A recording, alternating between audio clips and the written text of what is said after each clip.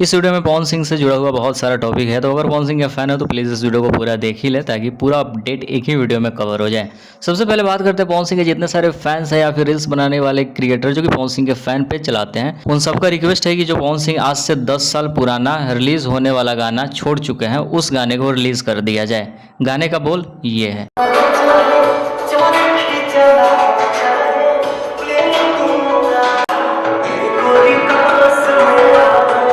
तो अगर इस गाने का कमेंट सेक्शन खोल दिया जाए तो फैंस की भड़मार पड़ी हुई है कि भाई इस गाने को रिलीज कर दो, एक दिन में 20 मिलियन जाएगा, किसी का गाना कि 1000 मिलियन जाएगा, बस रिलीज करो। तो क्या लगता है गाने रिलीज करने चाहिए या नहीं, जरूर लिखें। अगली अपडेट पवन सिंह को लेकर ही आ रही है। ग्लोबल म्यूजिक चार्ट में जो इंडिया का सेक्शन होता है उसमें पवन सिंह का गाना तीसरे और चौथे स्थान दोनों जगह ट्रेंड कर रहा है। अगर ट्रेंडिंग के हिसाब से देखें तो तीसरे नंबर पे और सॉन्ग्स के हिसाब से मे भी चौथे नंबर पे ट्रेंड कर रहा है। हाँ, कंफर्म चौथे नंबर पे ही है, स्क्रीन के ऊपर दिखाई दे रहा होगा। अगर आर्टिस्ट में जाए तो पवन सिंह एक स्थान ऊपर गए हैं, पहले 10 नंबर पे थे, टॉप 10 में वैसे भी थे, लेकिन अब एक स्थान ऊपर जाकर 9 पे आ गए हैं। खेसारी लाल यादव 8 पे ही बने हुए हैं। नेक्स्ट अपडेट की ओर बढ़ते हैं। पवन सिंह का गाना रिलीज हुआ था 7 दिन पहले, जिस पर खेसारी लाल यादव ने आकर विवाद किया था। खेसारी लाल यादव को क्या नसीहत दिए हैं विनय बिहारी, उसको देखते हैं।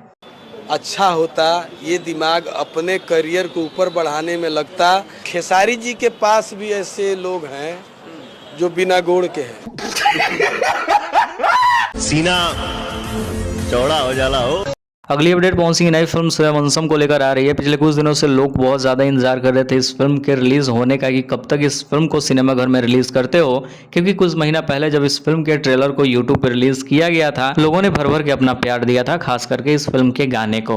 और स्टोरी भी है तो प्रॉपर जो भी गाँव के विलेज के स्टाइल को फॉलो किया गया है, तो लोग बहुत ज़्यादा एक्साइटेड है इस फिल्म को लेकर। तो बता दें कि नेक्स्ट सप्ताह इस फिल्म को रिलीज किया जाएगा। अभी से ही न्यूज पेपर में फिल्म का प्रमोशन करना स्टार्ट कर दिया गया है। न्यूज का कटिंग स्क्रीन के ऊपर डाल देंगे, तो ध्यान से देख लो। अगली अपडेट हम सबकी प्यारी दुलारी सौम्या पोखरेल को लेकर आ रही है। कुछ साल पहले क्या जबरदस्त विवाद किया था सौम्या पोखरेल ने, जब कहा था कौन है पवन सिंह।